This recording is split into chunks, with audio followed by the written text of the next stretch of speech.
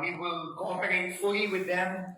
We have already secured the documents here in DPWH Central, and we have ordered securing of documents throughout the country at the regional and district offices to prepare for the investigation of the Independent Commission on Infrastructure. So, handa tayo dyan, no?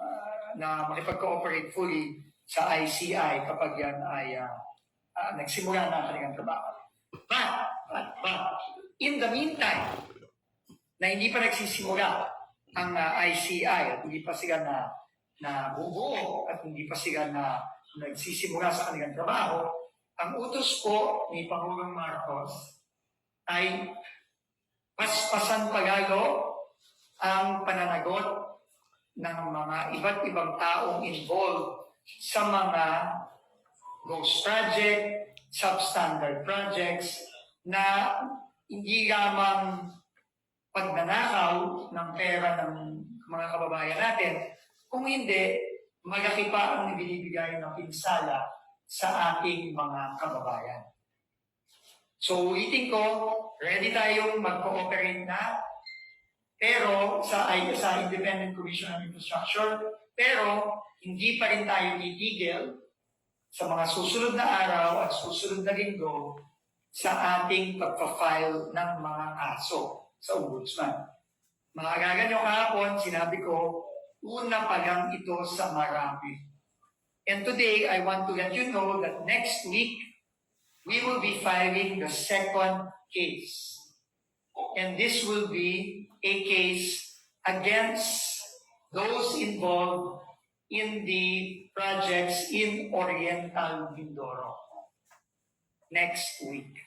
Okay, so the lawyers and the team are already preparing for the filing of the case for the projects in Oriental Mindoro.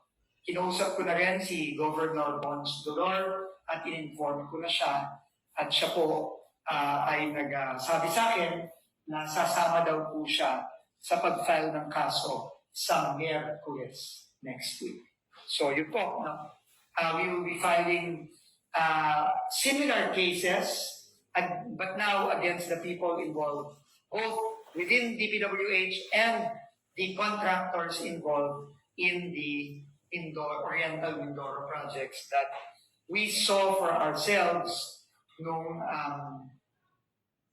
Wednesday, no? Last Wednesday. So, yun ang unang announcement. Second announcement. Kahapon, nakakuha kami ng report galing kay Senator Raffy Tulfo about a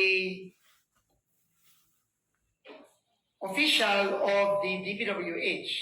His name is Attorney Mikael Tupas, Attorney for Legal Service. May report na medyo abusado itong official na ito ng DPWH. Ayaw daw siyang papasukin sa isang gated na subdivision ng isang guard.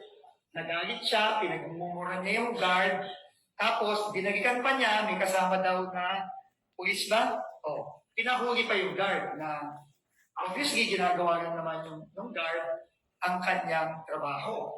So, I just want to let you know that effective today, I have relieved Attorney Tupas of his position. Relieve ko na siya ngayon. Ito, I will give you copies of this relief order that I signed today.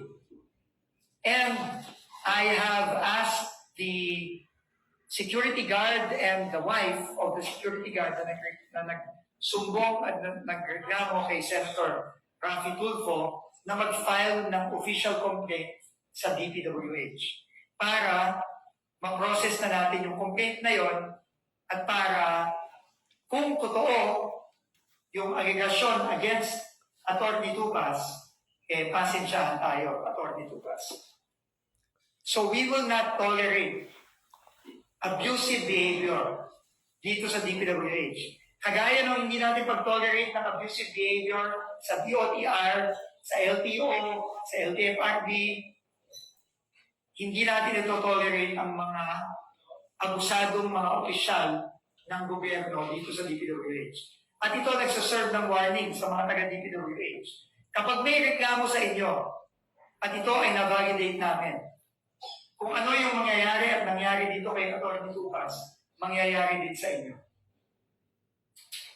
Uulitin ko, rinigid ko na as of today si Atty. Tupas.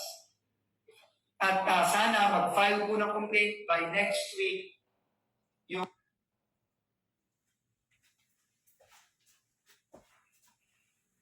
security guard ng kanyang asawa o ng kanyang pamilya.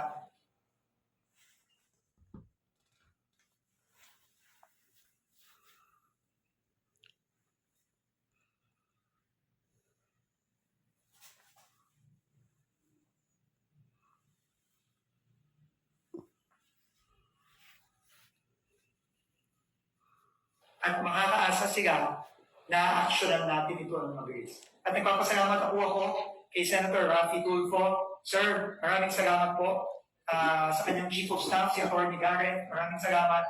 At pinaabot nyo agad-agad sa amin kahapon itong report sa inyo na ito. Ikatlo, gusto kong malaman ninyo, kasi marami na rin nagtatanong, no? Ano ang mangyayari sa mga proyekto? Halimbawa, yung proyekto sa Bulacan, itong proyekto sa Mindoro. Malaman sa inyo na may separate tayong team aparte dun sa mga nagpa-file ng criminal cases dito sa mga proyektong talagang binastos nitong mga contractor at ibang kawani ng DPWH na to at inakaw ang pera ng tao. At obviously, in either walang ginawa o substandard ang ginawa, nag-assign tayo ng separate team para habulin yung mga contractor na binaboy ang mga proyektong ito.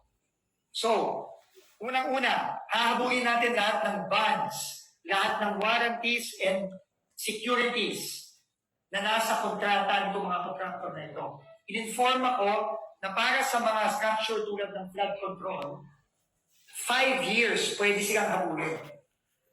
Meaning, may warranty dapat yan. Para pagka ikaw ay bumili ng TV, may warranty yan. At kailangan yan palitan ng buo kapag sira. So obviously, kung ghost, hahabulin natin itong mga ito. Nasa kontrata yan. Ito na yung part ng mga civil obligations, no? Yung kailangan ibalik ang pera ng taong bayan. Isa pa na i-anunsyo ko ngayon, dun sa bond, sa warrant, securities, next week, pupunta po ako, nag-set po ako ng meeting, diba? Sa Monday, sa Anti-Money Laundering House. I will meet with the Anti-Money Laundering House sa Lunes para ma-discuss na natin ang possible freezing. So lahat ng pa-file natin ng criminal case, sa ombudsman, meron niyang kakambal na proseso para ibalik ang pera ng taong bayan. At yon ang tatlo natin.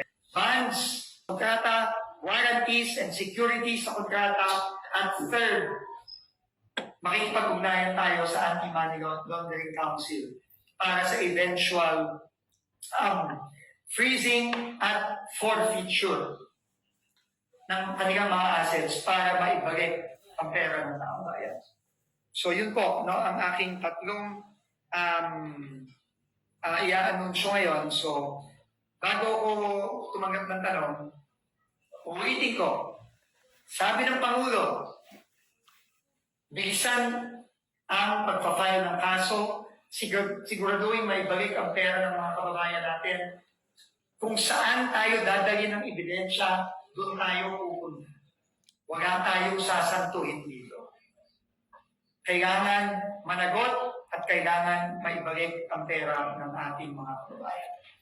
Thank you very much. I can now take questions.